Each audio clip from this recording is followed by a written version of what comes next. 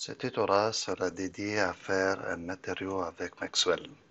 Alors, comme vous voyez, je vais faire un matériau à multitexture.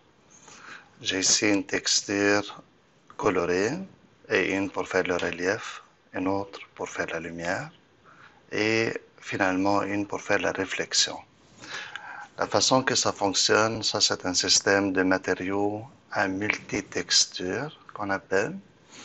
Nous allons voir dans Maxwell, comme dans les autres logiciels, ils ont un endroit pour entrer les photos correspondantes ou les textures correspondantes. Alors, ici, c'est un système à noir et blanc. Le blanc serait, disons, la partie positive et le noir sera la partie négative. Donc, ce qui veut dire que quand j'ai fait un relief, le blanc, il sera en haut, le noir, il sera en bas, selon la photo, la texture colorée. Ce qui veut dire que cette photo, il faut l'inverser normalement pour que les joints seront en dépression. Ici, dans ce cas-là, le blanc, c'est la partie qui sera éclairée. Donc, regardez le positionnement, ça a été fait dans Photoshop.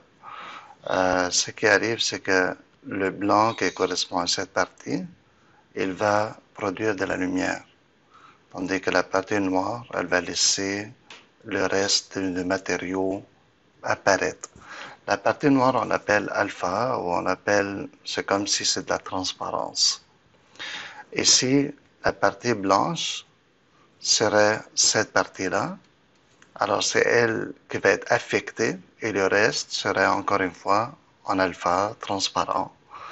Alors, cette partie, elle sera réfléchissante selon les propriétés que nous allons rentrer. Alors, regardez le système d'images. Normalement, on appelle les images exactement avec le même nom. Et si ce n'est pas le cas, je vais le changer tout de suite. Je vais l'appeler exactement avec le même nom. Donc, ça commence avec le même préfixe. Et à la fin, je lui donne une description qui me permet de le reconnaître. Donc, normalement, c'est le matériau diffus. Ici, c'est le bump. Le troisième lettre, et ça, c'est réflexion. D'autres personnes dans le métier, ils donnent tout simplement la première lettre, ils reconnaissent D pour diffus, L pour light, R pour réflexion, B pour bump. Donc, ils donnent le nom complet, underscore, avec une petite lettre pour reconnaître le matériau, la texture et sa description. Bien, alors qu'est-ce qu'on va faire maintenant? Ce que j'aime de Maxwell, c'est qu'il a un logiciel indépendant pour faire les matériaux. Les autres logiciels n'ont pas ça, ou la plupart ne l'ont pas. Nous reconnaissons que Maxwell, c'est un logiciel pour faire des scènes, Maxwell Studio. C'est aussi les logiciels pour effectuer le rendu d'un logiciel indépendant. Et celui pour faire les matériaux, il est indépendant. Donc, si vous allez dans l'outil de la recherche, vous tapez MXUD. Ça, c'est le raccourci pour chercher le logiciel Material Editor. Donc, je l'ouvre, je clique une fois.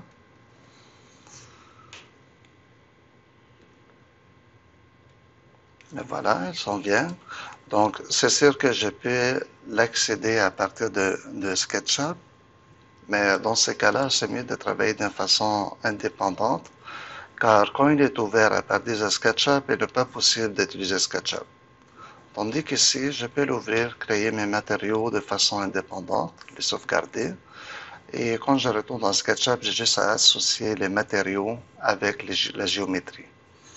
Alors, comment ça fonctionne? Je vais commencer par créer un matériau ou je peux aller dans le browser et chercher un matériau de web. Quand je cherche un matériau de web, je peux chercher un matériau de base, puis par la suite le modifier. Mais moi, pour le moment, je vais vous montrer directement comment créer un matériau. Donc, je vais faire File, New MXM. Ensuite, je peux lui donner tout de suite un nom. Je vais l'appeler FT, donc c'est pour Floor. Disons, c'est en granit. Donc, FT granit. Je descends par la suite dans les layers. Donc, ça, c'est la beauté de Maxwell. c'est qu'il travaille un peu comme Photoshop avec des couches, avec des multi-layers. Les layers qui correspondent aux matériaux physiques ou aux propriétés physiques d'un matériau, c'est les BSDF. C'est les propriétés physiques d'un matériau. Donc, dedans, je peux spécifier, par exemple, la couleur diffuse ou la couleur specular ou la transmittance de la lumière dans un matériau, ce qui veut dire en sous-entendu la transparence. L'atténuation, c'est-à-dire l'atténuation de la lumière en distance à l'intérieur d'un matériau. Si c'est par exemple 1 centimètre, ça veut dire c'est l'épaisseur d'un panneau de vitre. Si c'est 1 nanomètre, c'est pas suffisant. Le ND, on va le voir plus tard. Et le cas aussi, ça, le cas c'est pour les métaux surtout. Le roughness, disons que 100% c'est mat, 0 c'est miroir. Donc comme ça, on sait à quel endroit arrêter entre les deux. Et les autres, on le voit dans le bon moment. Maintenant, autre chose que ça, vous voyez, il y a un dossier. C'est-à-dire que je peux mettre une couche de propriétés à l'intérieur d'un dossier et par la suite contrôler le dossier. Je peux dire au dossier de s'afficher à un pourcentage, à 50% par exemple. Et comme ça, je peux en faire plusieurs. Donc, je peux créer plusieurs BSDF. Et je peux créer d'autres choses. Si je fais le bouton droit de la souris, je peux créer aussi des émetteurs pour créer de la lumière.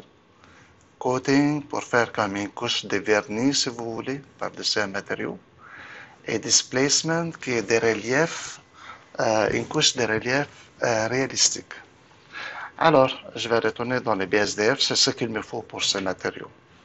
Et je vais aller rentrer mes textures pour chacun. Donc, moi, j'aurais besoin de rentrer mes textures dans la réflectance 0. C'est ce qui correspond à la couleur diffuse ou la couleur ambiante qu'on voit sous la lumière ambiante. Donc, par exemple, la texture de bois sur un plancher. Ça, c'est la couleur de fond, si vous voulez.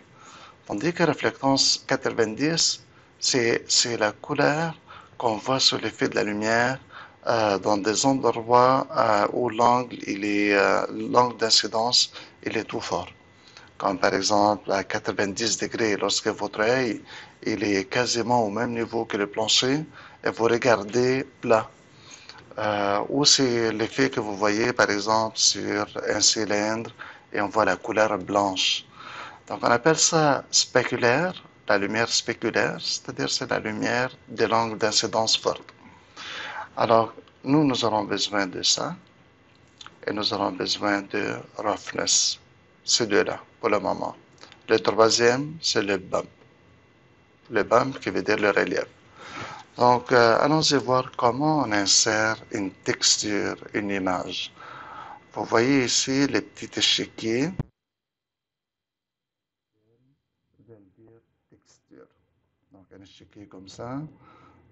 On le voit, là où vous voyez un échiquier, ça vous avez le droit d'insérer une photo comme matériau. Alors, je clique sur l'échiquier. Ça s'appelle Texture Picker. Donc, dedans, comme vous voyez ici, je peux aller chercher une texture. Load. Je clique. Bien. Alors, il me ramène directement dans les librairies de Maxwell. Donc, dans les librairies de Maxwell, il y a ce qu'on appelle Material Database. Et dedans, vous avez des textures, les textures de Maxwell. On peut s'en servir à un moment donné pour faire quelques exemples. Alors, pour le moment, moi, ce que je vais faire, je vais aller dans mon projet à moi. Donc, mon projet, dans Document.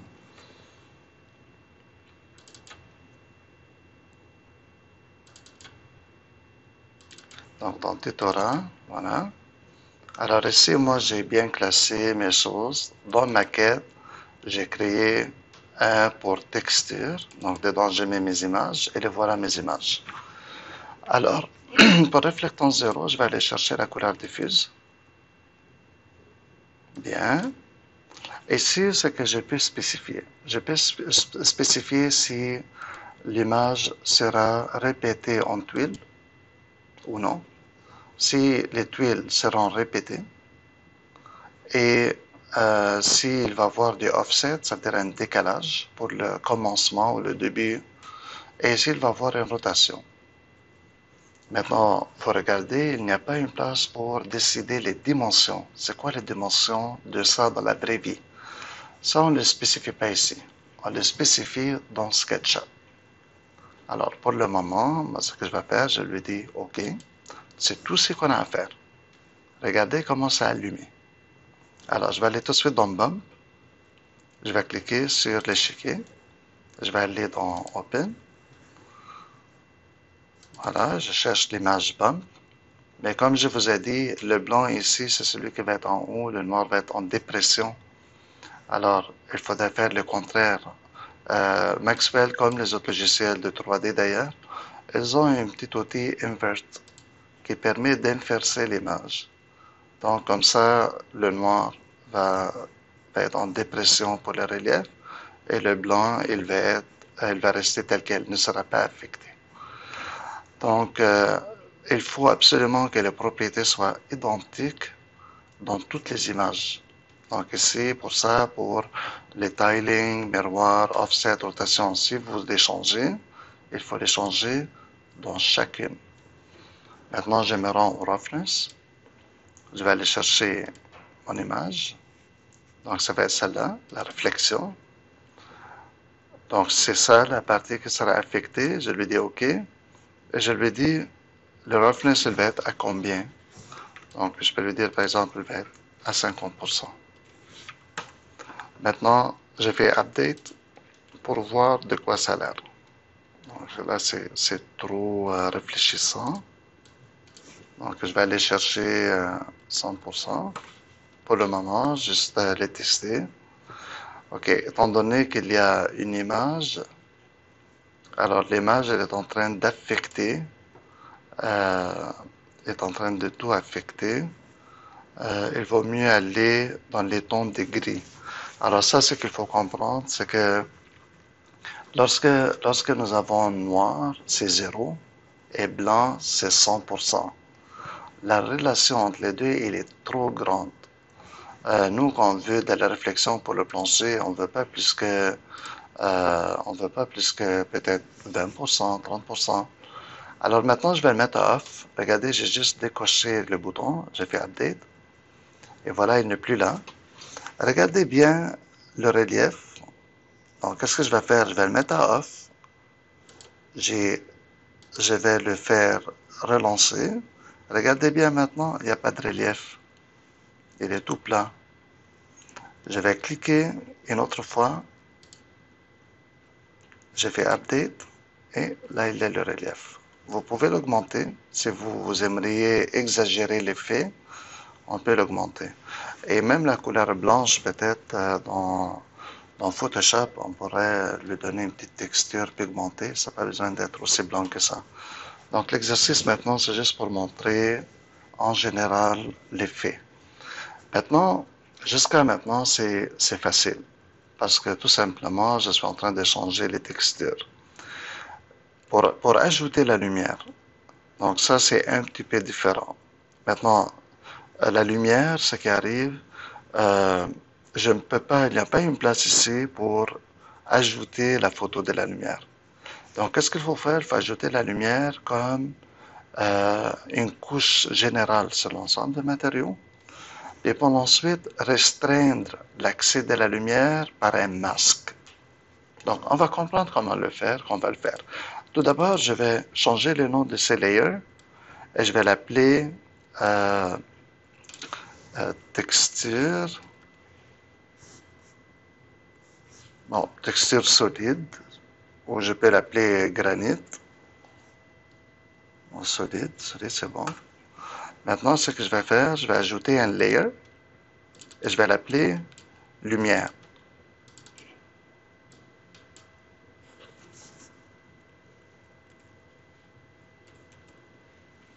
OK?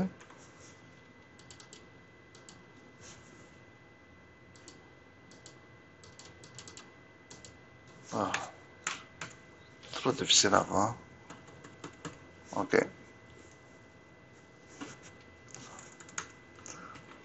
OK. Alors, dedans, qu'est-ce que je vais faire? Je vais ajouter un émetteur. Add emitter. Donc, l'émetteur, c'est un générateur de lumière. Maintenant, ce générateur de lumière, si je le laisse comme ça, il va générer de la lumière partout par-dessus. Parce que regardez, l'arborescence, elle est à tenir compte. La lumière est placée par-dessus le solide. Si je fais update, il va y avoir de la lumière qui va diffuser de partout. Parce que ça couvre complètement les layers solides. Alors moi, qu'est-ce que je dois faire? Je dois aller dans le dossier et je dois restreindre l'accès de la lumière. Donc je vais créer un masque qui lui dit de générer de la lumière juste à travers le trou qui est dans le masque. Alors je vais aller regarder dans le lumière, masque. Je clique ici. Je vais aller chercher ma photo de lumière. Elle est ici. Je touche à rien du reste parce que toutes les images vont être superposées aux mêmes endroits. Je fais update. Ah, regardez. La lumière maintenant, elle va diffuser uniquement à partir de cet endroit. Donc ça crée un masque, ça bloque la lumière partout et ça laisse la lumière passer juste à travers. Donc, pensez à l'image noir et blanc comme un masque, mais le masque n'a pas besoin d'être noir et blanc, il peut être gris aussi. Donc, entre 0 et 100%, disons que 0 c'est blanc, 100% c'est noir.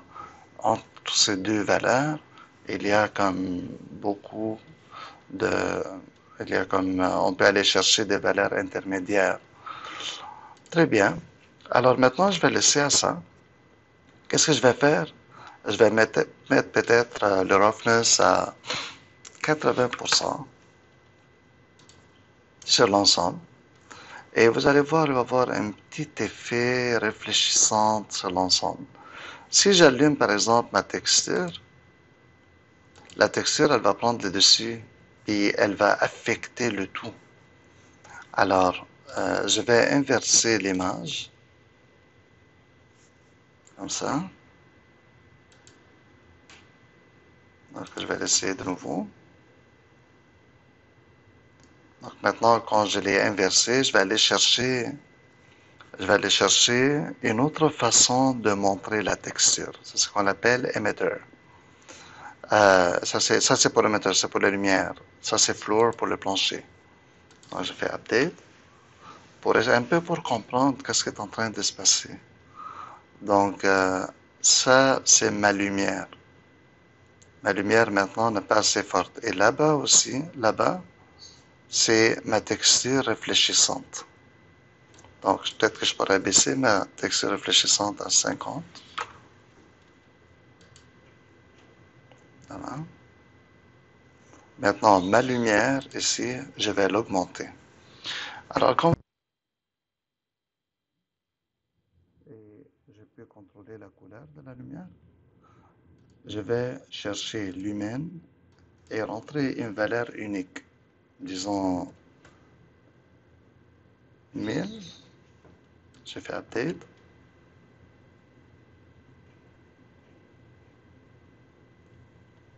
OK. Alors maintenant, ce que je vais faire, je vais, je vais comme le faire tester dans SketchUp. On va voir qu'est-ce que ça va nous donner. Donc je vais le sauvegarder. Je le sauvegarde ici. Je vais lui donner un nom FT Granite. Donc je le place dans les matériaux. Automatiquement, Maxwell va sauvegarder les textures à l'intérieur du dossier texture. Alors même si vous aviez vos images ailleurs sur l'ordinateur, lorsque vous sauvegardez à l'intérieur de votre dossier de projet, vous faites Save, normalement il vous demande, veux-tu copier les textures dans les dossiers textures là où on a placé le matériau. Vous lui dites oui. Comme ça, il va toutes les transporter de l'autre côté.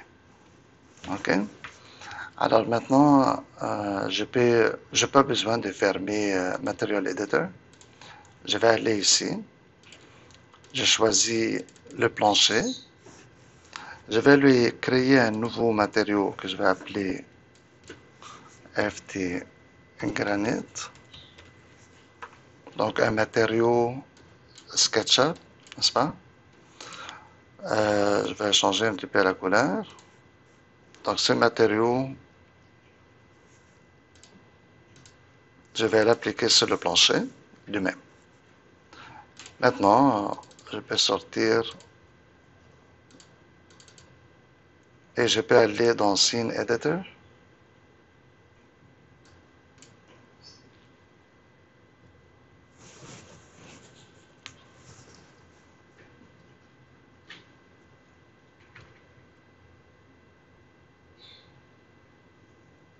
Oui, mon ordinateur commence à être lent.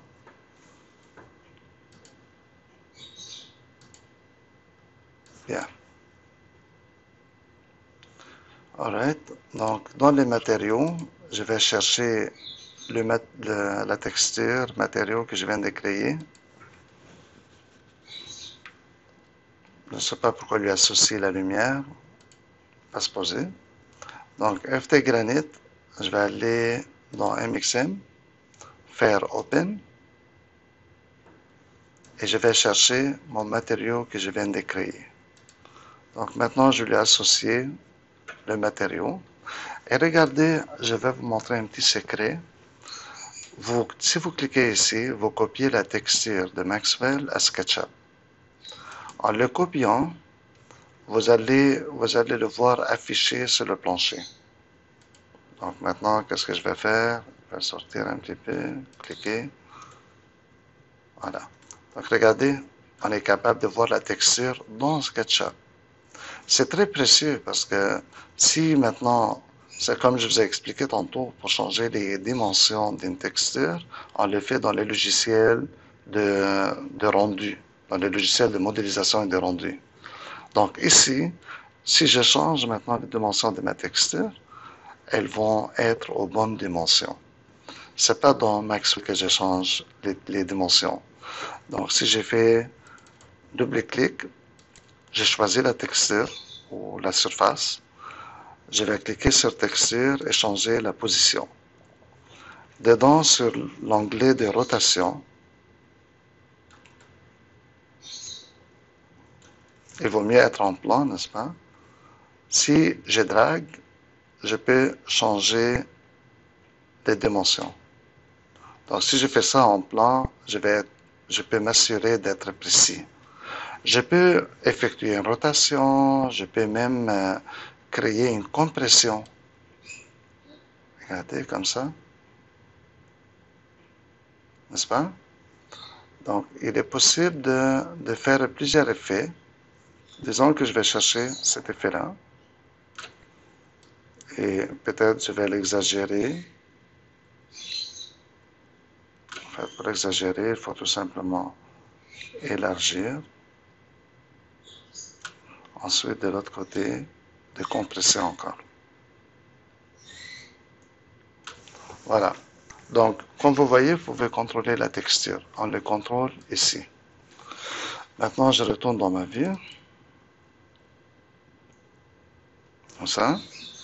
Et je vais effectuer un petit rendu rapide. Peut-être avec Fire cette fois-ci. Pas besoin de lancer un rendu complet.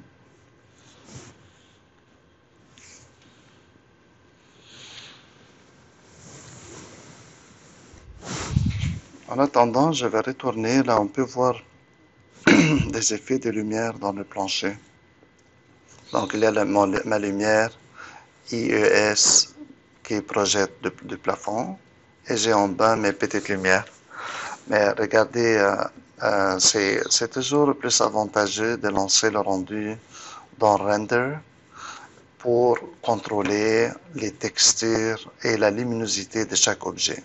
Donc, je vais fermer ça. Je vais lancer ça avec Render. Et nous allons voir que nous serions en mesure de contrôler la texture de la lumière, de contrôler son intensité si, puisque nous avons Multilight allumé. Alors regardez, j'ai essayé FT Granite, il s'est ajouté comme une lumière. Ça, ce qui veut dire que lorsque ça rentre, si c'est pas assez puissant, vous pouvez l'augmenter et vous pouvez changer sa couleur. Donc, ça explique un petit peu tout pour ce tutoriel. Je vais l'attendre un petit peu calculé. Peut-être que je pourrais vous le montrer un petit peu plus tard, une fois bien rendu.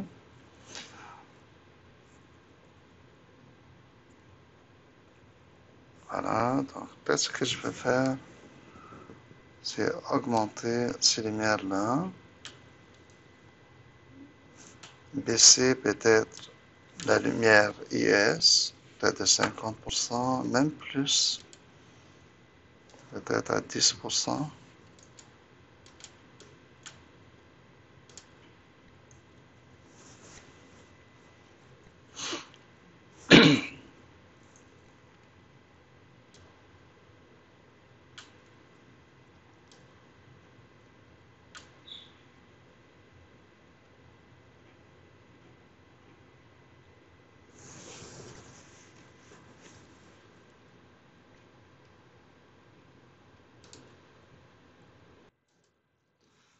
Ok, donc comme vous voyez, je viens de faire ou d'effectuer quelques changements sur le matériau. J'ai augmenté la luminosité à 10 000 pour qu'elle allume un petit peu plus.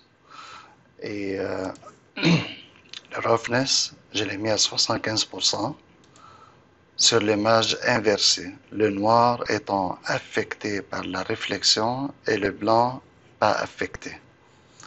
Donc, pour bien percevoir, j'ai allé afficher le matériau comme draperie. Et je fais update maintenant, vous allez mieux voir l'ensemble de matériaux. Donc ça, c'est la partie luminaire. Ça, c'est la partie matériau mat. Et ça, c'est le matériau réfléchissant.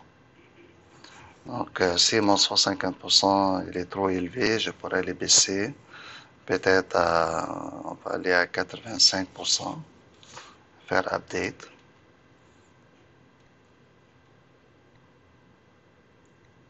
Donc, je pourrais les baisser au fur et à mesure, dépendamment de la situation. Si je descends, par exemple, à 0, il devient comme un miroir. Là, maintenant, c'est sûr que l'effet est trop fort parce que 0%, ça affecte quasiment tout. Il est trop fort, trop métallique. Mais si je vais vers 95%,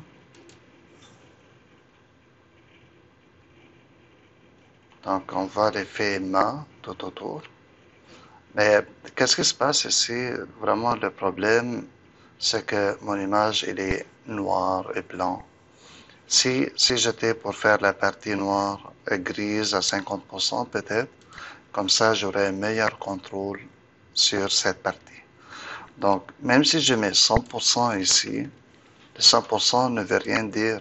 Il veut dire que cette partie, elle est parfaitement mat et cette partie, elle est parfaitement miroir. Ça, c'est que ça lui dit. Mais il faut que j'aille une image avec plus de tonalité. Mais bref, pour le moment, disons que ça va être comme ça mon image. Je vais faire Save et je vais relancer le rendu. Bien, alors pour l'image de réflexion, regardez qu'est-ce que je fais. Je vais aller rendre la partie blanche grise. Juste pour vous montrer comment la tonalité de gris peut contrôler la texture. Alors, je suis retourné dans Maxwell. J'ai appliqué l'image. Regardez ça. Elle est inversée, bien sûr, parce qu'on a dit le blanc ne sera pas affecté dans ces cas-là. Et ça, c'est gris foncé. Regardez qu'est-ce que ça fait. Donc, c'est la tonalité de gris qui a changé. Tandis que tantôt, quand nous avions noir et blanc, quand ça c'était noir, c'était complètement réfléchissant. C'était comme un miroir.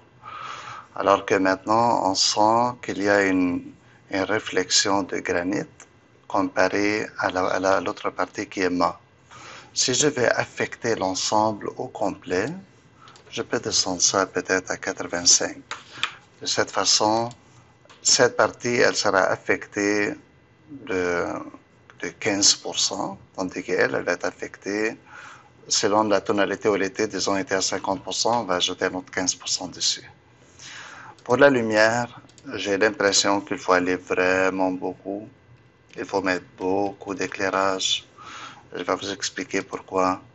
C'est parce que la lumière, elle est partagée sur l'ensemble de la texture.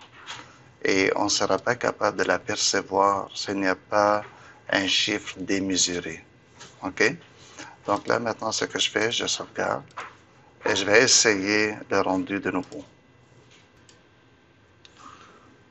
Voilà un aperçu où est-ce qu'on est rendu maintenant. Donc vous voyez la lumière sur le plancher. Regardez les parties réfléchissantes. Donc elles vont réfléchir beaucoup mieux quand l'image aurait bien calculé. Et ce qui est toujours intéressant, c'est que je peux contrôler ces couleurs. Donc la couleur des granites, la lumière dans la granite par exemple, je peux le mettre dans le bleu. Regardez l'effet que ça crée. Ça crée un effet pour l'ensemble. Je peux changer, peut-être que je peux la baisser un petit peu. Ça.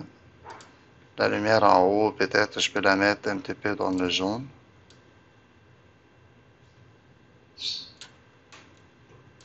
Comme ça. Donc je vais laisser ça calculer. On est juste au sampling 3. Je vais le laisser calculer un petit peu. Et quand on sera bien avancé, je vais vous le montrer de nouveau.